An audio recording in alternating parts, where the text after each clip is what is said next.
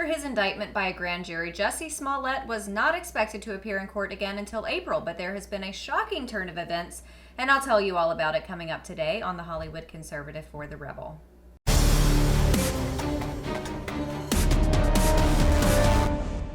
Well, many of us woke up this morning feeling like we walked into a clothesline. In shocking news, after 16 felony charges handed down from a grand jury, those indictments have evaporated into thin air, and Jussie Smollett is a free man. For now, anyway. There's still that pesky mail fraud thing that could lead to federal charges, but for now, Smollett is dancing on the grave of the Chicago PD investigation into his hate crime hoax.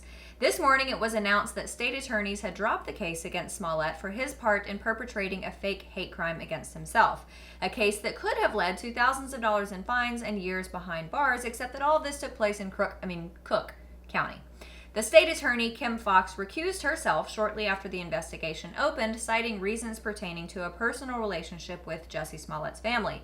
It was her assistant, Joe Maggots, who dropped the charges after Smollett completed 16 hours of community service and relinquished his $10,000 bond amount, as if 10 grand would cover all of the costs associated with this case. Whatever.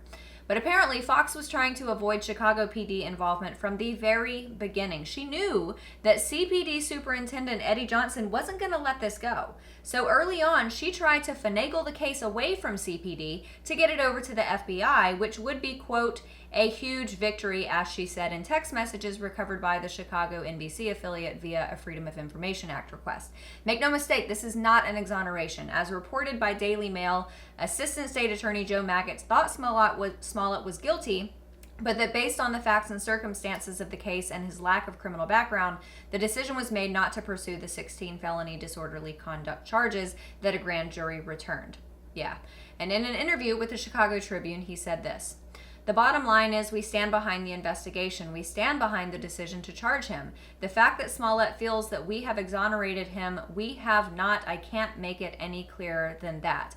And with this insistence that it's not an exoneration, you can imagine Chicago PD, Eddie Johnson, and Mayor Rahm Emanuel are hopping mad. Rahm Emanuel, who I practically never agree with, is livid and had this to say about the case. "At the end of the day, it's Mr. Smollett that committed this false claim. This is a whitewash of justice. You have a person using hate crime laws that are on the books to protect people who are minorities from violence, to then turn around and use those laws to advance your career and your financial reward." Yes, Mayor Emanuel, this has been going on for some time now, since the man who you served as chief of staff for, Barack Obama, was in office. These fake hate crimes, that's liberal privilege for you.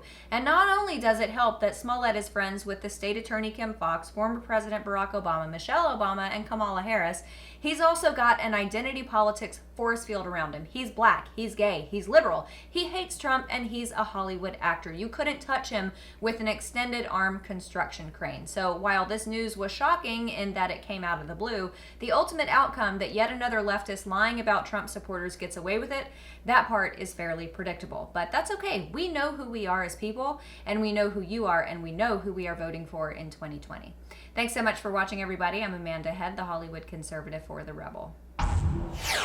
If you love my commentary and opinions, we have a whole lot of them here at The Rebel. So like and subscribe and click on that little bell symbol so you never miss a video. Follow us on Facebook and Twitter for all of our latest news, and download our app for The Rebel Media on the App Store. That way you'll have instant access to all of our latest videos and your favorite Rebel shows. Thanks so much for watching. I'm Amanda Head for The Rebel.